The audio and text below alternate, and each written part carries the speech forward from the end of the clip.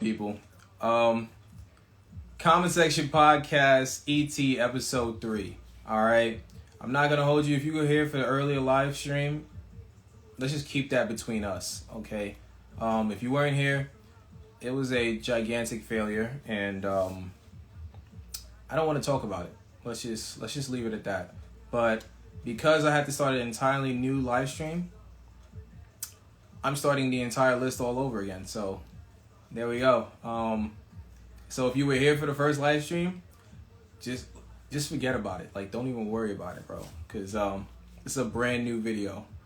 Like the whole debacle where I dropped my phone and dropped the stand and dropped everything and paused the lights, that never happened, okay? This is a brand new video. I'm the Flash. I ran in the forward in the future and made all that not happen because it's gone. You have no fucking proof. I deleted the video. It's gone. So hey, comment section podcast ET episode 3 titled Cartoon Network Throwbacks. So let's get the intro out the way again because I rewrote history and I never made the mistake that I made earlier.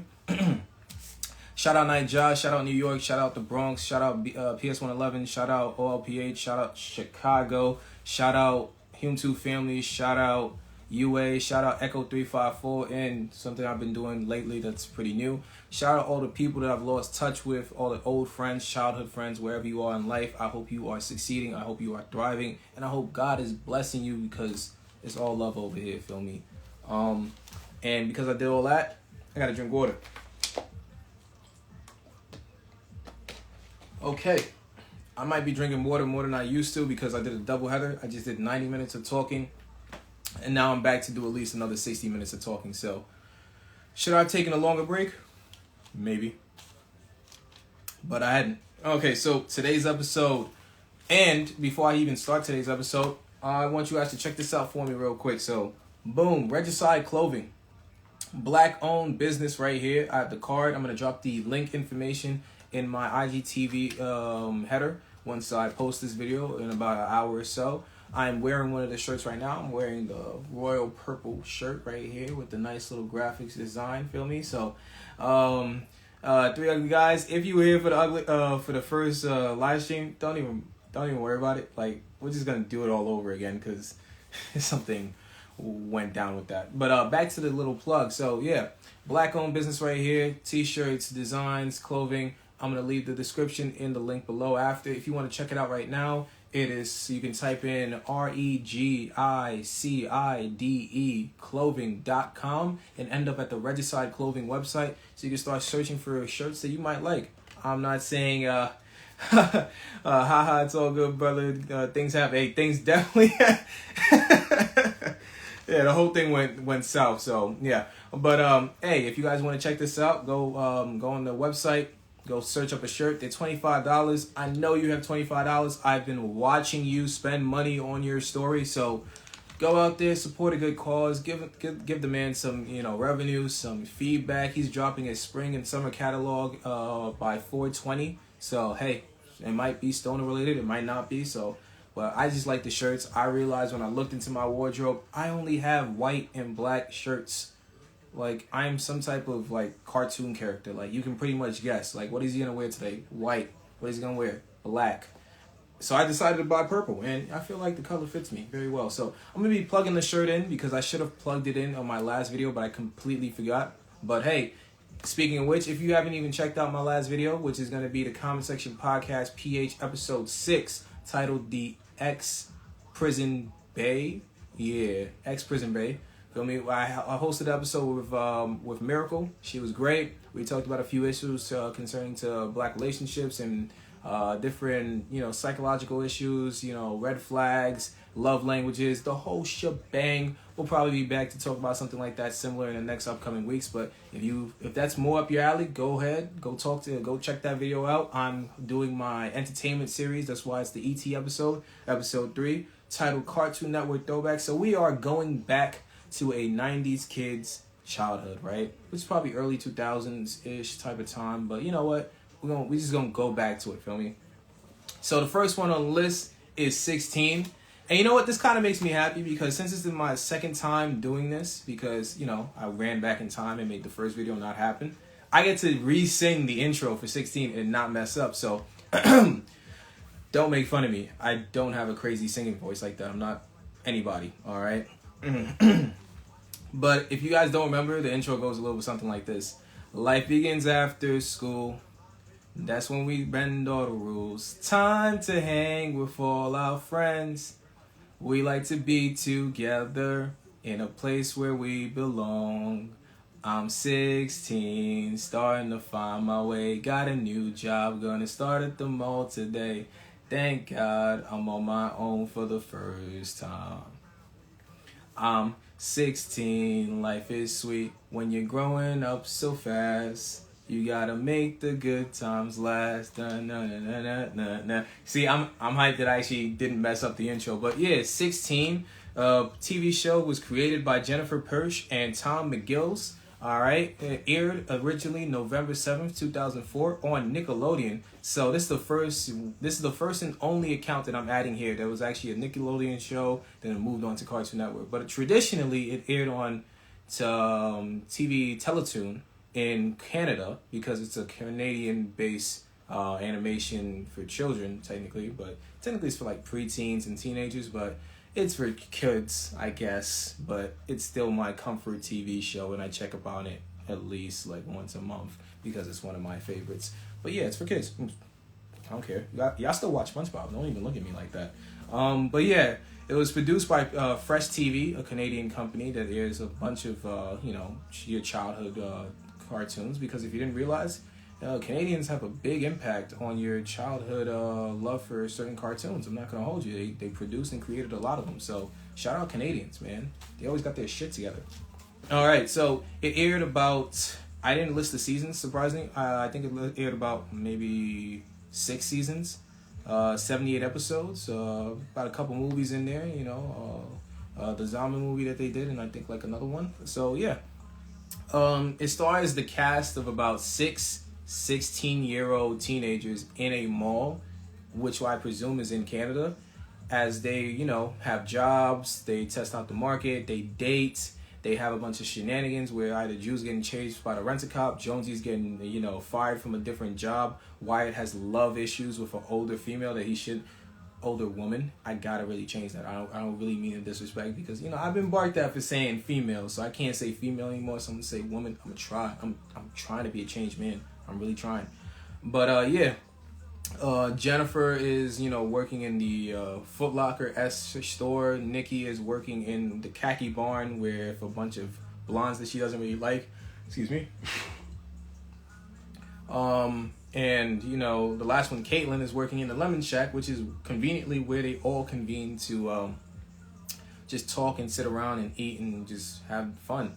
I don't know. To me, as a loner, well, at the time I wasn't a loner, but now I'm a loner because I do lone shit because lone shit is cool. All right. But to me as a loner, I don't know. It feels great watching like a group of friends interact. I always love that type of like situation. So 16 stars, as I said before: Jude, Caitlin, Jonesy, Nikki, Wyatt, and Jennifer. So that's the cast of 16. A bunch of 16-year-olds after school jobs. It's a great watch. It's my comfort TV show, if it makes any sense. Feel me? If I'm ever feeling down or whatever, and I just need to go into my nostalgic, bubble, I go watch 16 because it just makes me feel good. It's like it's a great TV show for the past, I guess. It ended on May 13th, 2006, so it really didn't have a crazy long airtime, but the impact, I swear, like it was still airing on TV on Cartoon Network well into like 2013, 2014, so pretty good show, I'm not gonna hold you. Turns out when it made the switch from Canada to the US, it was actually restricted in a certain sense. So 24 episodes out of the original 78 were banned from being aired in the US due to censorship. So if you didn't know that, well, now you know, because Canada has better laws than us, apparently. They're more free. They always got their shit together, I'm telling you. Shout out Canadians. But yeah, one of my favorite episodes was the Spa Day episode. I'm not going to be doing favorite episodes underneath each title. I just wrote this because I'm biased. I started the list off with one of my favorite TV shows. It's 16. I don't care. But one of my favorite episodes was the Spa Day episode, was when literally Jonesy, Wyatt, and Jude started going to the spa because Jonesy got the new job at the spa.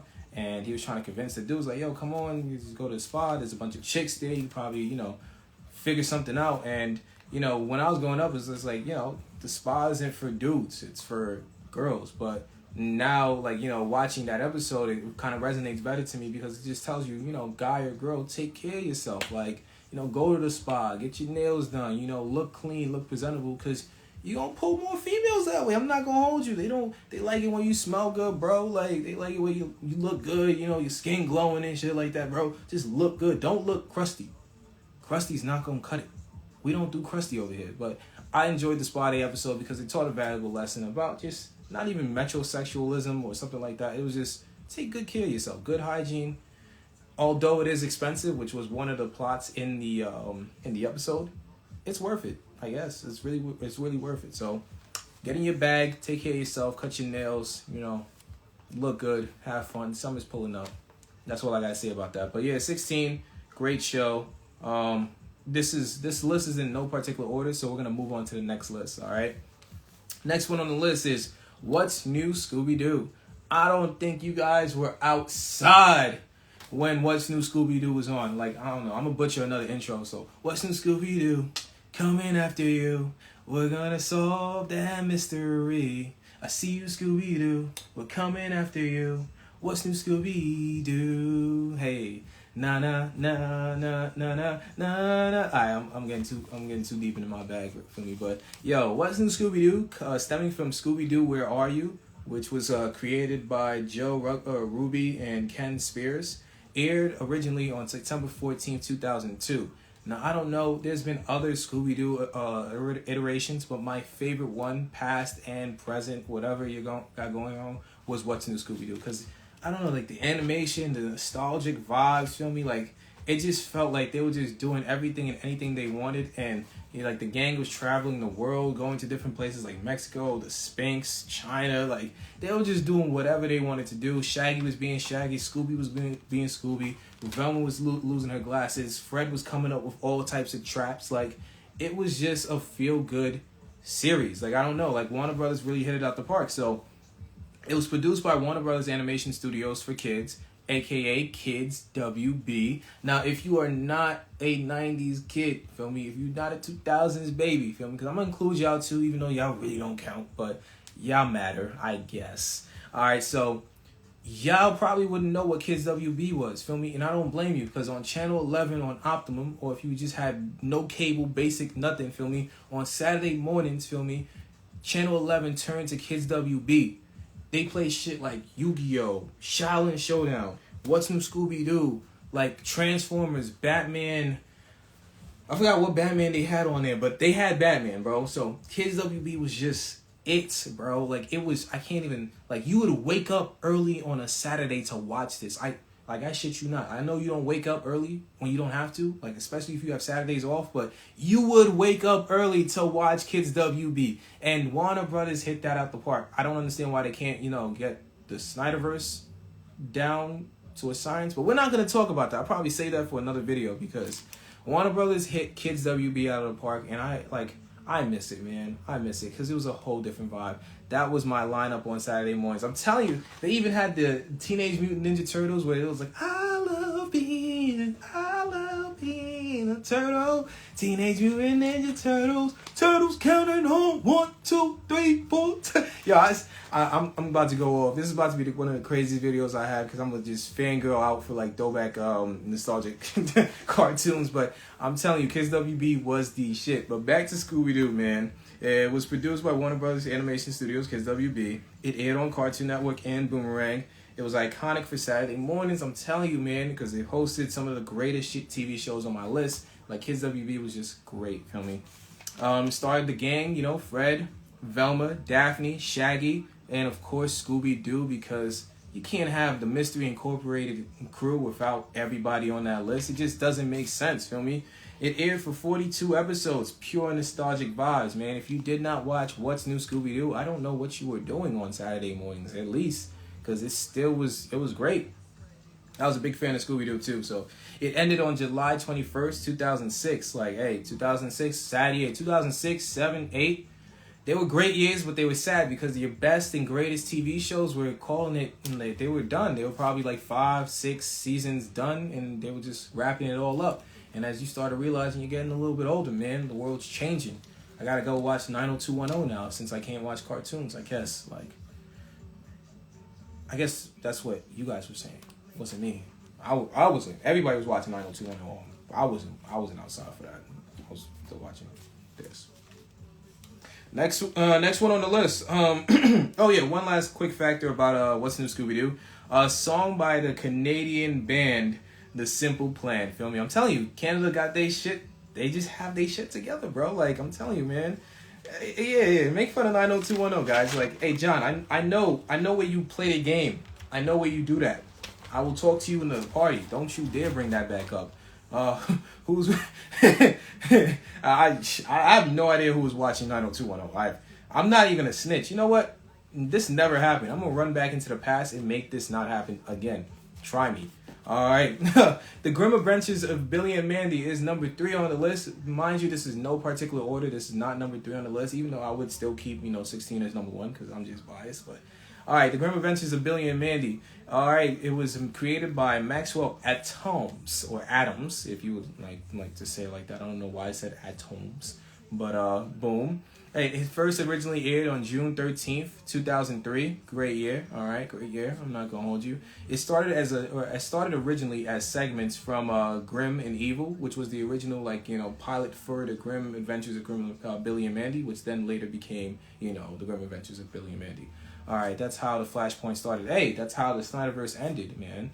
Restore the Snyderverse.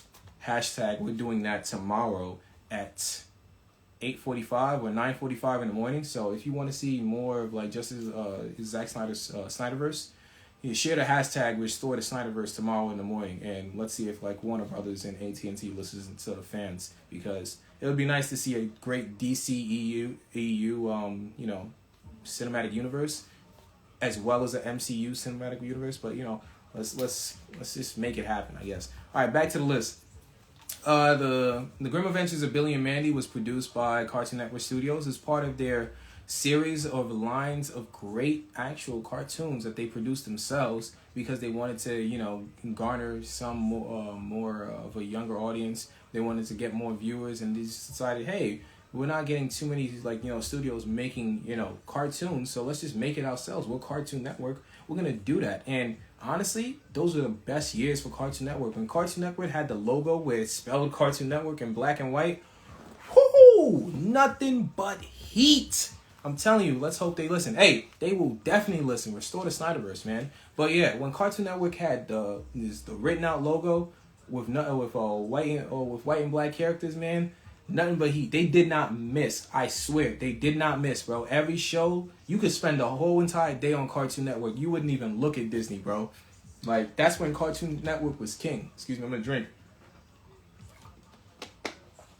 It's just water. It's not vodka. You would never know. But yeah, when Cartoon Network was king.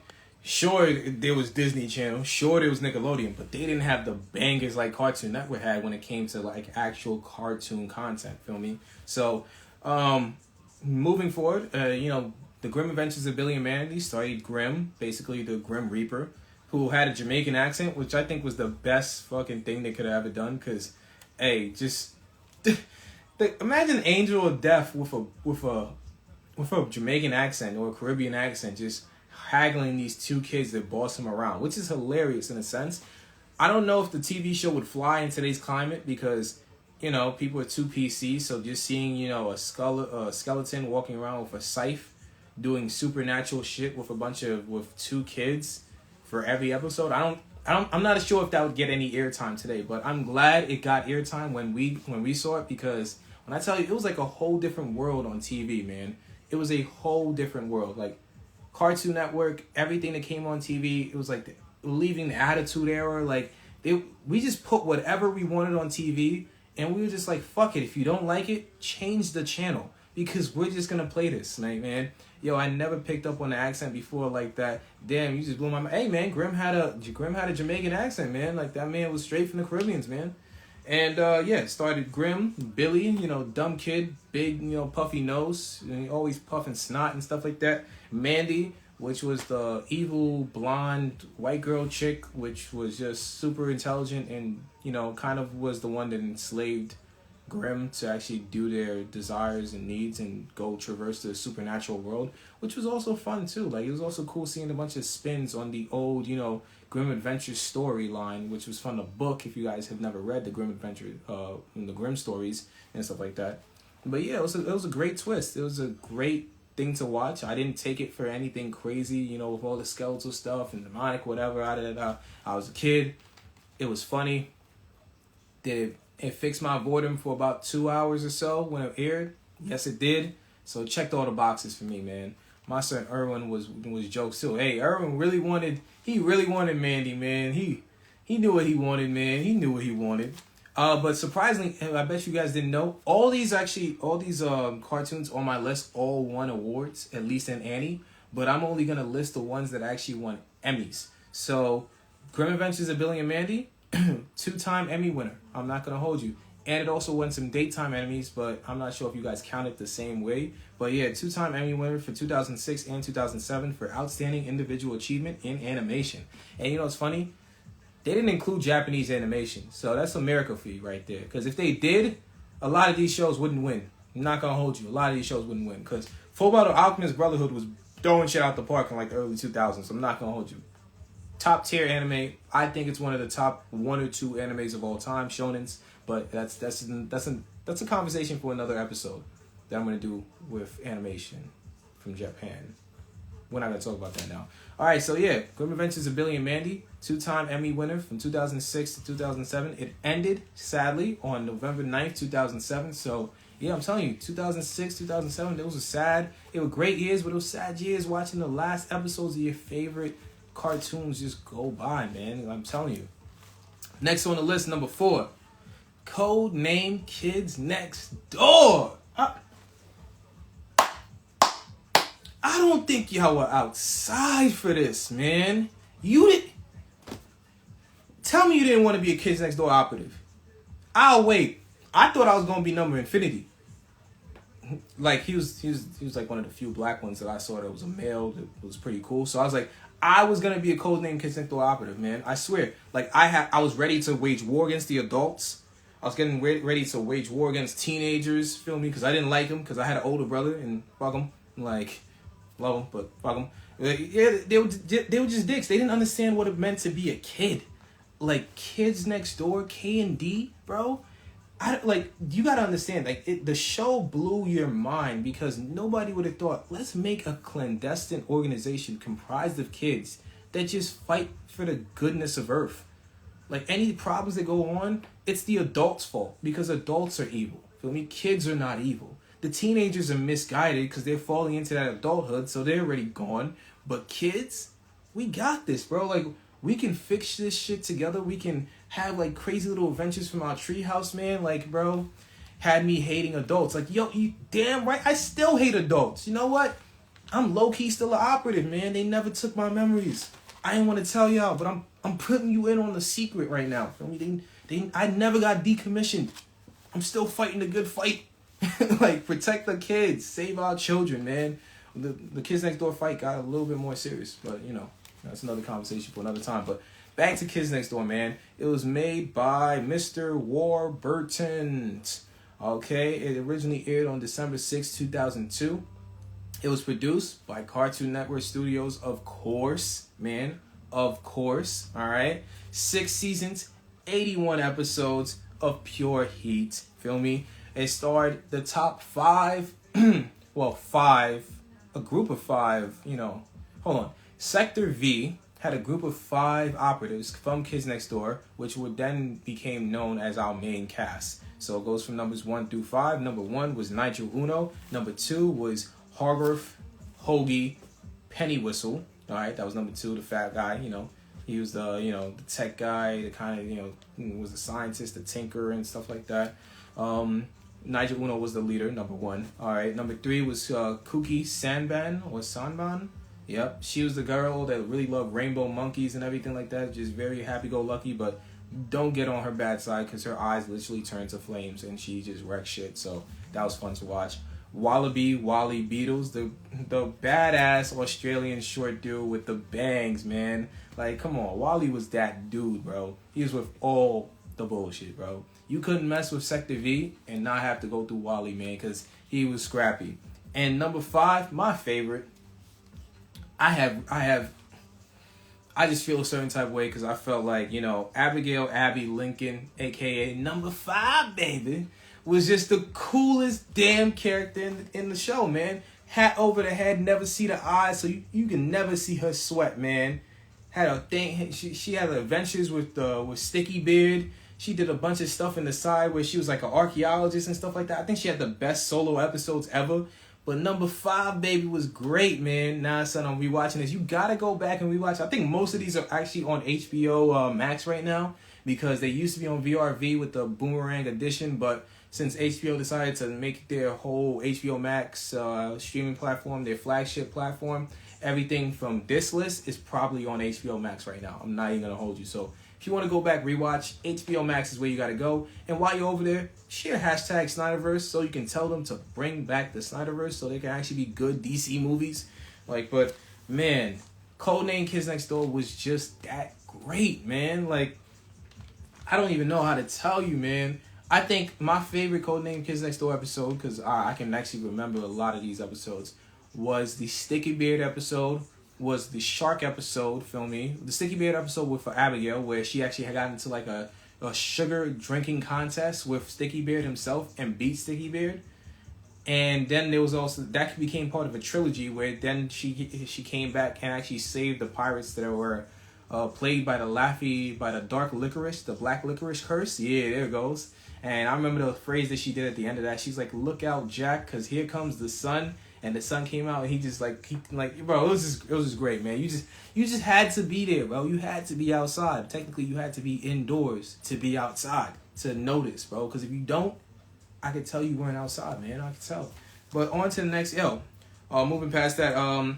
Sadly, you know, Codename Kids Next Door, like all great things, comes to an end. It came to an end on January 21st, 2008. So yeah, man, it's still kind of fresh.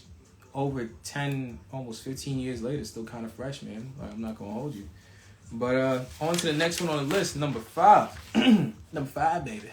All right, Foster's Home for Imaginary Friends. Dun dun dun dun dun dun dun dun dun dun dun dun dun dun dun dun. Hey, dun dun dun dun dun dun dun dun dun.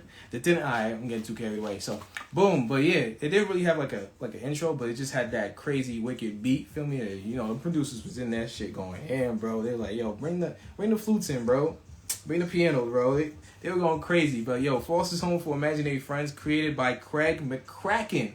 You gotta remember that name, feel me? Because he's also the creator of another TV show that's on this list, feel me? So remember that name. Just putting that out there. Just remember that. But it aired first initially aired on August 13, 2004. Foster's Home for Imaginary Friends came to McCracken after he picked up 2 dogs from a shelter.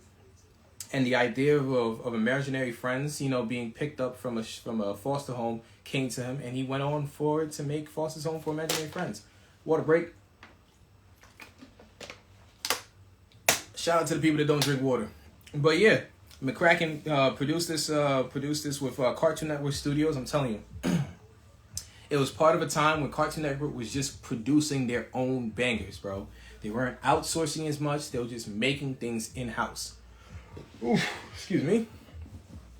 But yeah, Foster's Home for Imaginary Friends went on for 6 seasons, totaling 79 episodes. The actual star of the show was, you know, Mac, because he was the kid that was technically going to Foster's to then pick out a imaginary friend, but he couldn't take the imaginary friend home because he had a cruel older brother and it just wouldn't work.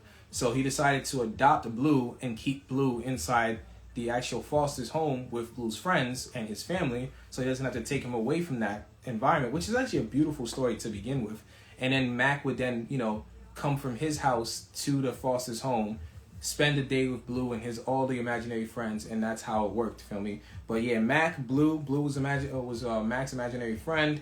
Wilt, the one-armed basketball player, which has one of the most tragic stories ever of my childhood. Like, he pushed his own foster kid out of the way just so he wouldn't get crushed, and lost his arm during a 2v2 basketball game. If you weren't outside for the Foster's Home of Imaginary Friends movie, then you wouldn't know that. But I do. So I'm putting you on. Go watch the series and then go watch the movie and go cry your eyes out, because Mac is just best boy, bro. He's just great. But yeah, Mac can ball. Mac can ball, man. You got Eduardo, man. Hey, the man can cook. He was a big, scary monster, but he was made by a nice, small little Latina chick, feel me? So, and then she then grew up, so she couldn't, stay with him anymore. So he was in the foster's home, which is kind of sad to know their imaginary friends end up in the foster's home after, the kids that make them grow past them and don't need them anymore. But hey, it's a part of life, man. But Eduardo was amazing, man. It was just fun, man. Coco. She only spoke as Coco, man. She's just Coco. But I tell you, when she pooped out those eggs, anything could be in those eggs. Like, you be in the middle of a situation, an armed robbery, Coco there, bro. You'd be like, yo, Coco, we need something. Crack open a nice little Easter egg, got the Mac 10 out there, just not saying that's what they did in like the childhood TV show, but that's how useful Coco was. I'm not gonna hold you, feel me? Frances. She's the technical caretaker. She's the person that pulls up. She works there. She takes care of the foster's home. She takes care of the imaginary friends inside the foster's home. Mr. Harriman, he's the director of the foster's home for imaginary friends. He's a gigantic, hopping bunny. So guess hairy man was the pun on his name, because he's just a sophisticated British hopping bunny that just takes care as the director of the foster's home for imaginary friends. And lastly, you have Madam Foster, who's the person that made the entire foster's home and looks over everybody to begin with. She's like the old grandma, the situation. Like, the show was just very fulfilling. Like, I don't know how else to explain it. Like, those childhood TV shows, the reason why I'm making this list, because now looking back at it as an adult, I don't think these new shows are doing what they were doing back in the day, because one, they were pioneering, so they were the first of their kind to do stuff like this. Two, they had purpose and meaning, and there was always something deeper. There was always a deeper lesson and value to be learned. And it wasn't always just obvious. It was just the nuances of these shows that really brought people together. I really did say Mac 10. I'm not going to hold you. That's the old codhead in me, man. The Foster's Home for Imaginary Friends ended on May 3rd, 2009. So, yeah, man. 2006, 7, 8, and 9. Great years, but you're watching your favorite TV shows. Call it quits. See you later, man. But honorable mention, man. Cheese. If you know, you know. I like Cheese, man. That guy was annoying as man.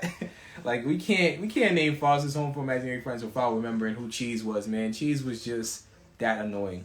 All right, next one on the list, we got number 6, I believe, Ben 10. I don't really remember the intro. It sucked itself upon its wrist. The secrets that it hid is Ben 10. Hey, da na na na na na na na. I don't remember the lyrics to this song. Yeah, cause for Ben 10. It's Ben 10. Hey, the original Ben 10. Like, I'm just enjoying myself. I don't care if you guys think I'm silly or whatever, but I'm just enjoying myself. The original Ben 10, man. Was made by Man of Action Studios. Man of Action Studios produced this, and then it was then later produced with the help of Cartoon Network Studios as one of their in-house TV shows. But Ben 10 now has a crazy series, went on from Alien Force to Ultimate Alien to some other stuff, Omniverse, and then, I don't know, Ultimate Alien Force and Ultimate Alien were actually pretty good. It was actually, I was growing up with Ben 10, so it was actually pretty dope that, the story got a little bit more serious. And I enjoyed it. I really did. It first initially aired April 1st, 2006. It lasted for 4 seasons, 52 episodes, man. We watched Ben Tennyson, Gwen Tennyson, and Grandpa Max Tennyson traverse the country during the summers and go battle aliens with Ben 10's ultimate alien omniverse tech watch that allowed him to turn into entire aliens, bro. I remember the future episode where you found out Ben 10 literally went to the future and found out that the future version of him is Ben 10,000 because he has 10,000 alien DNAs in his watch that he could turn into 10,000 different aliens, bro. Like, that blew my mind, bro. As a kid, that blew my mind. That shit was crazy, bro. Ben 10 just knew what to do. And then my boy Kevin, Kevin was a problem, bro. He was a problem child, but I'm glad he fixed his stuff together in the later, Alien Force and Ultimate Alien, feel me? And spoiler alert, he got with Gwen, man. So hey. But yeah, Ben 10 ended in April 15th, 2008. We watched, it was one of the other TV shows that won a daytime Emmy. It won a daytime Emmy for, outstanding individual animation because Ben 10 was just goated, man. So, the GOATs of this list, they got Emmys. I'm not gonna hold you. They got awards. Everybody has an award on this list, but either an Annie or an Emmy or a daytime Emmy, but this list is just dope. Alright, so next on the list. How can I make a list without talking about the Teen Titans? Hey, from their super tower, I don't even remember, man. Teen Titans. From their tower, they can see it all. Hey, they got the bad guys on the run. Hey, losing all control. Teen Titans, go, man. Hey, I swear, I'm getting hyped just reading this list. I made the list and I'm getting hyped, bro. Cause, bro, Teen Titans, bro, that show slapped. I'm telling you had to be indoors to be outside for this, man. You could not miss the Teen Titans. Bro, what? You had Dick Grayson Robin. You had Garfield Logan Beast Boy, feel me? You had Starfire Princess Coriander. Man, you had Raven. You had Victor Stone Cyborg. Booyah! I'm like, come on, son. Like, bro, and they were whooping ass. I'm not gonna hold you. Deathstroke, aka Slade, because you couldn't say Deathstroke because of censorship, but his name was Slade Wilson. So he was fucked up. I'm not gonna hold you, because why you out here beating up teenagers for a living, bro? Like, you a grown ass man. You mad because Batman whooped your ass and took your eye, so you out here beating up teenagers. That was the only thing I had a problem with, feel me? Because Slade was just fucking that team up, bro. He made it his life's mission to fuck the Teen Titans up. But you know what? Good guys win in the end. All right. Teen Titans will always jumping his ass, bro. What? Fight back, nigga. Fight back. Yo, it was just fucking him up, bro. It was war. Like, Slade, Teen Titans, it was on sight. No words had to be said, bro. You saw him, bro. It was straight static. Slade was bugging.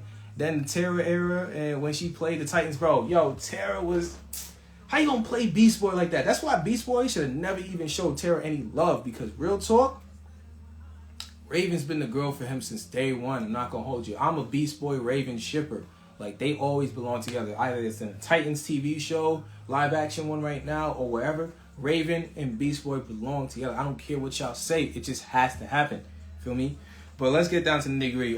Glenn Murakami and Sam Register made the animated Teen Titans TV show, which was then a spinoff from Bob Haney's and Bruno Primadani Teen Titans run back in like the early 2000s.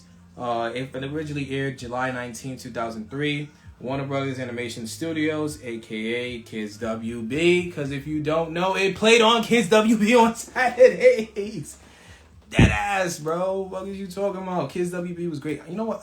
I'm gonna do one for each and every, I'm gonna do one for Nickelodeon. I'm gonna do one for Disney Channel, because I remember Disney Channel had some hits. And Disney Channel also had something on Channel 7 that played on Saturdays as well. I forgot what the name was, but I'll remember it. And I'm going to bring up Jetix, Toon Disney. I don't think you guys were outside for Jetix, man. I don't think you guys... Y'all don't even know what Toon Disney was, bro. So you wouldn't even know what Jetix was, bro, because before Disney XD, there was Toon Disney. Before Toon Disney, there was Jetix. And Jetix gave no fucks. Nothing. Alright, they better not do that in live action Titans. She like 15, real Beast Boy in his 20s. They kind of insinuated it in live action Titans, so that's why I don't think you've been watching it, but you need to go watch that. I'm still for it. I don't care. They should have casted her a little bit older. I don't care. It's not my problem. Actually, you know what? I should care because pedophilia is a really big problem in this country. But yeah, so Kids WB, this Teen Titans lasted for 5 seasons, 65 great episodes. Season finale was a great movie, Teen Titans in Tokyo, something like that, man. If you didn't watch, you didn't watch, but now you had to know because you got to go back. If you had to be indoors to be outside for this list, bro. You had to, bro. Because why were you outside as a kid? What? You one of them real ass street niggas who was selling drugs at like 5, 6, 7 years old, bro? If you weren't watching cartoons, your parents failed you, bro. I'm not gonna hold you. Life should have never been that hard for you as a kid. I'm sorry. But now that you're older and you're watching this, go back and watch the cartoons on this list, bro. Especially Teen Titans, because Teen Titans Go, bro. And not the Teen Titans Go that we see. But you know what? Isn't that bad? I just wish they would come back for the final 6th season for Teen Titans and just, just let us watch that. But I'm happy with Young Justice for now, I guess. But yeah, ended September 15th, 2006. I'm telling you, 2006 was that year, man. From 2006 to 2009, bro. You just watching your favorite TV shows just whisk away, man. It was just gone with the wind. But yeah, moving on. Number, I believe, 7 on the list or 8. Yeah, number 8 on the list. Ooh, we're getting closer to the end. Yeah. All right. Number 8 on the list is the Powerpuff Girls. The Powerpuff Girls. Hey, check it out. November 18th, 1998, they arrived. And I don't know, man. Growing up, I believe girls had cooties. They were not my priority. Were not my prerogative. I ain't give a fuck. But I would find myself sitting down watching the girliest shit. Winx Club, Totally Spies, That's So Raven, Hannah Montana, and the Powerpuff Girls. I don't care, man, because the Powerpuff Girls, they put the smack down in any villain they wanted to, bro. Sugar, spice, and anything nice with the mixture of Chemical X. Give me a second, I got a drink. It's water. Definitely water. But yeah, sugar, spice, and anything nice. Professor with the mixture of Chemical X, made by Doctor or the Professor, whatever his name was. Feel me? They made the Powerpuff Girls. Feel me? And you best believe it, Craig McCracken. Yes, I think that's what it is. I got a fun fact about Craig McCracken. I was gonna get to it, man. You can't be talking. You gonna steal my joke? They bullied my son Mojo Jojo, and that wasn't right. You know what?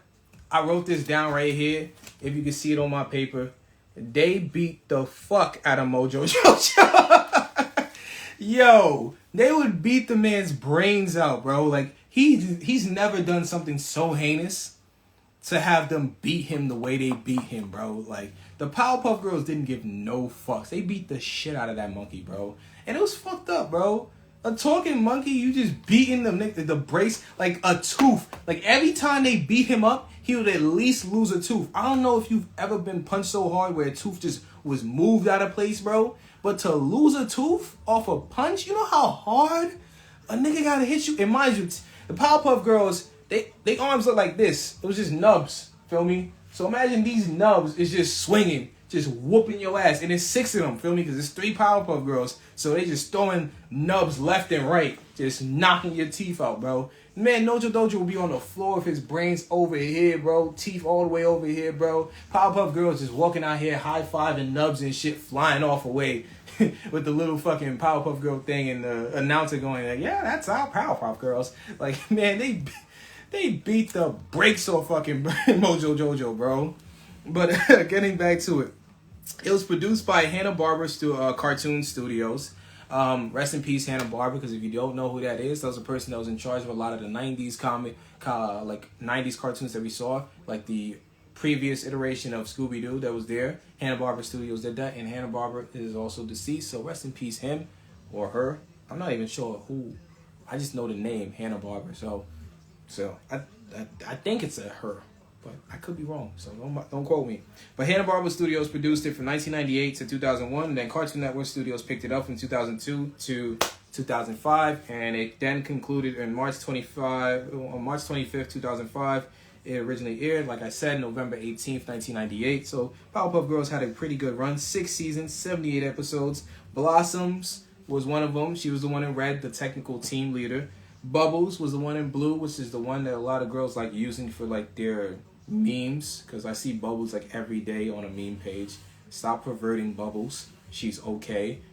Y'all know the one I'm talking about too. I don't even gotta explain it. You know the meme with Bubbles that a lot of you women are using out here, and it's wrong.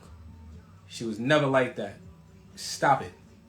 All right, I got really serious with y'all, but y'all know. And if you don't know, stay innocent. All right. Lastly, you got Buttercup, the badass that was in green. The name Buttercup really didn't fit her, but I guess that was just a joke. I guess. Outside of beating the fuck out of Mojo Dojo, there was a cross-dressing devil lobster on this TV show. And you know what's crazy? His name was him. So regardless, I'm still confused, but it was him. He was like the main baddie, feel me? A devil cross-dressing lobster, feel me? And that fun fact about it is that Craig McCracken wrote him to actually be him. So that's why the name him pops up. It's not just a play on the fact that it could be a man or it could be a woman because it's a cross-dresser. No, him is technically him, Craig McCracken, because that's the character that he wrote himself in as in the TV show The Powerpuff Girls. So there you go for the people that didn't know, because I learned that today. So boom, you're welcome. I'm dropping facts that you needed to know.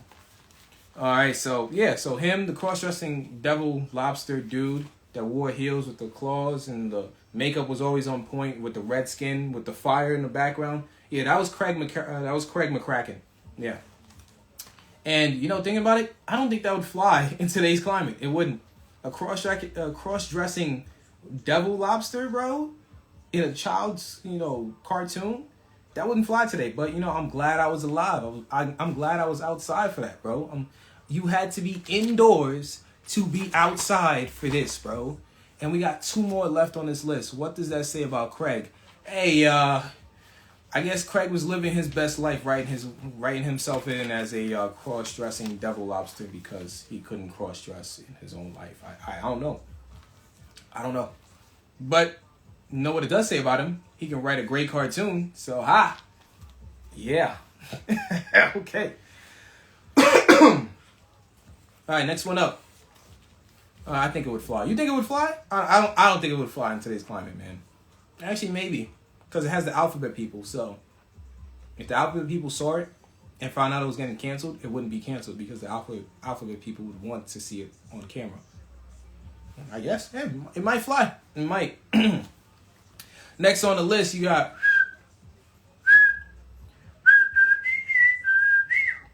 I don't know how well that sounds through the mic. It's a pretty expensive mic, so hopefully it sounds great.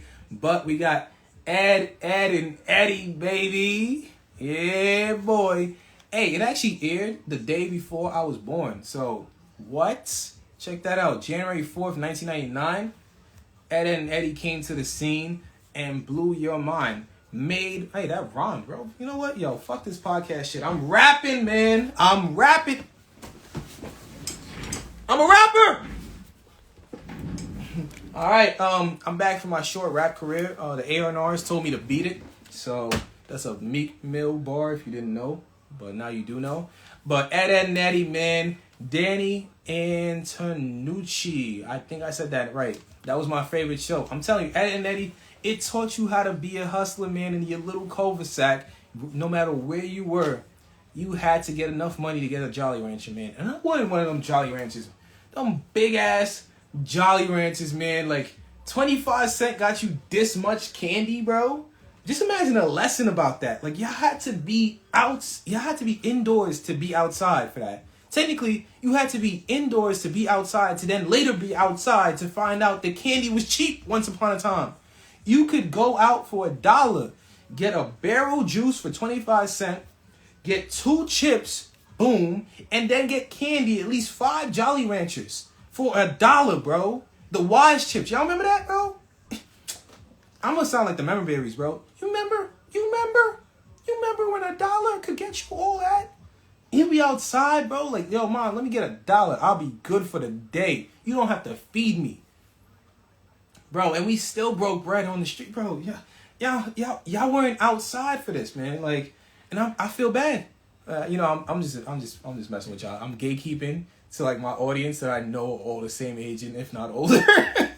But for the younger people that haven't have no idea what this is, if you weren't outside for like the 25-cent candies, if you weren't outside for Ed, and Eddy telling you to go hustle for $1 till you can get candy, bro, you missed out, bro, because Ed, and Eddy was simplistically great, man.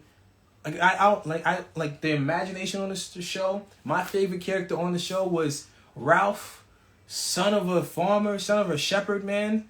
Ed boy, the quarter waters, man, the quarter waters for 25 cents, man, because that's all they were hustling for. Eddy found a way, man, every episode to hustle for 25 cents. Whether he was starting a film industry, a car wash, a sales pitch, bro, he found a way. He woke up every damn day with the mentality of, I'm going to get to the bag. And that's what you all need to possess. If you didn't watch Eddy trying to figure out a way to get 25 cents into his pocket, then you're not an entrepreneur right now. You're not doing it. You're probably working a calm 9 to 5. There's nothing wrong with that. But you ain't start your business, because if you did, you would have known who Eddy was, man. So the show's Ed, and Eddy stars Ed, and Eddy. So Ed was the dumb one. Play on special ed. I'm not going to hold you. That was a joke, because he was really stupid. But Ed with 2 D's, which they called him Double D, was the smart one, because, Double D was the smart one. He came up with the plots, to actually make things work along with Eddy's idea, who was the visionary. Eddy, the hustler, the go-getter, the entrepreneur.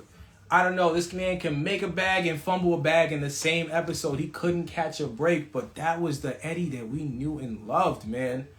So, hey, Ed, and Eddy aired originally, like I said, the day before I was born, January 4th, 1999. So if you remember that birth date, I don't really announce it too much, but this is the most you'll ever hear me talk about my birth date. So when it pulls up, I'm not going to say shit. I'm just going to turn another age, and that's that. So it ended on November 8th, 2009. So I had a nice 10-year long run spree on Cartoon Network, man. Aired on Cartoon Network, was produced by Cartoon Network Studios. And it just showed us how to dominate a fucking cul-de-sac with just creativity, with friendship, and with strong entrepreneurship ideals, man. You gotta wake up every day and try to get to the bag, man. Remember that. Be Eddy. Be Eddy. Don't be Ed. Be Eddy. I'm gonna leave y'all with that. And last but not least on my list, I think this is the last one. Yep. It is Camp Lazlo. I'm not gonna hold you, man. It is an Emmy award-winning cartoon. I don't think you understand how many Emmys Camp Lazlo won. It won 6 Emmys. No other cartoon on this list won 6 Emmys, bro. Camp Lazlo, you might think of it, as whatever, but it was a great cartoon, man. It made you want to go to camp. I went to camp maybe 8 times. Just because of the fact that I loved watching Camp Lazlo. I was like, I need to experience that. I need to go out to the outdoors, be in a cavern, do a bunch of camp shit in the woods, because Camp Lazlo makes it look fun. Lazlo, Lazlo, Lazlo, and Lazlo was his name. Oh, you had to be indoors to be outside for this, man. And I don't know if you were, man. But if you were, you sharing the joy with this list with me. But yeah, Camp Lazlo was produced by Cartoon Network Studios, was made by Joe Murray. It kicked off initially July 8th, 2005. It ended March 27th, 2008, which is a pretty short tenure, but it just kept dropping episodes. 5 seasons, 61 episodes, man. I'm going to take a drink because I need to. Ooh. But yeah, Camp Lazlo, we saw them in Camp Kidney. The headmaster was Headmaster Lumpus. They were in the Bean Cabin. They were Bean Cadets or Bean Scouts. There we go. Lazlo was the Spider Monkey. He was eccentric. He was outgoing. He was fun. And I think he was a fugitive. I'm not going to hold you. I'm not going to spoil it for you if you didn't watch it. Raj was the timid elephant who had the Indian accent. It was hilarious. I'm not going to hold you. Clam, which was not a clam. He was actually an albino pygmy rhinoceros. He was really introverted to himself, but he was loyal to the gang. He was loyal to Raj. He was loyal to Lazlo. And them three stuck together through thick and thin, showed you a great bond, showed you what exactly it was to actually be on, in camp with your friends as you were young, man. But that concludes my list, man. That's 10 throwbacks off Cartoon Network from back in the day. I'm probably not going to revisit this until I make a series for Nickelodeon 10 throwbacks from back in the day. Then I'll do a Disney throwbacks from back in the day. And then I'll come back to Cartoon Network to do a bunch of other TV shows that are on my list that came from the golden age of Cartoon Network, which spans from 1998 to about 2012. That's where I'll stop it at, feel me? So if you weren't in that golden age, I don't know what to say. I could say 2014, but nah, that's when it started really just not doing it for me, man. But 2012, from 1998 to 2012, golden age of Cartoon Network. I'm talking about the Cartoon Network written out in white and black letters, long ways, man. Watching all these great cartoons back in the day, man. The nostalgic feeling's gonna get crazy. But hey, you guys, I'm gonna do a poll later on to see if you guys want me to talk about the Disney top throwbacks, or if you want to see me talk about the Nickelodeon throwbacks. I'm not even gonna say top throwbacks because I probably left a few off your list. I left Dexter's Laboratory off this list. I know I left Total Drama off this list. I know they were on my list. They didn't make the top 10 cut, but there's no particular order. I'm probably going to do another list, like I said. So if you're going to probably see your favorite TV show on there eventually, of course. But yeah, man, I really enjoyed making this list. It's been a blast. I've done 2 episodes tonight. I need to actually sit down and do a discussion for one of my classes. I'll probably do that tomorrow. I'm not going to hold you. If it's late, it's late. I'm tired. Probably gonna get on the game. Yo, holla at me on PSN, on the PS5. You see that sexy ass PS5 in the back? Yeah, boy. Yeah, so holla at me on the PS5, Ansel_the dealer. We'll play whatever. I'm about to reinstall GTA tonight. Be back on there just to play for a few people that be on GTA. I'm gonna be on Destiny probably tonight, or probably on Apex tonight because rank just reset. Yo, it's been great. Thank you for stopping by. Yo, shout out to John for actually, hosting this conversation with me. Hey, I just want to do a quick shout out to Three Ugly Guys podcast. Feel me? Because they come in, they actually, share conversations. I really don't even know who I'm talking to out of the 3 guys, but they're all dope. Go check them out. Three Ugly Guys podcast. They're on Instagram, and I believe they have connections to maybe your YouTube page or Anchor or Spotify, but I got to check that again. But go check them out. Feel me? It's been great. Comment section podcast, ET episode 3, titled, as you can see, Cartoon Network Throwbacks. It's been fun. I'm gonna say good night. Go check out my other comment section podcast, PH episode 6, titled X Prison Bay with Miracle earlier today. It's been dope. It's been real. Good night, people. I'm about to go game. I am tired of talking, man. But yeah, you had to be indoors to be outside for this list. I hope you know. So if you weren't, I feel bad for you. But if you were, more lists coming. Later, people.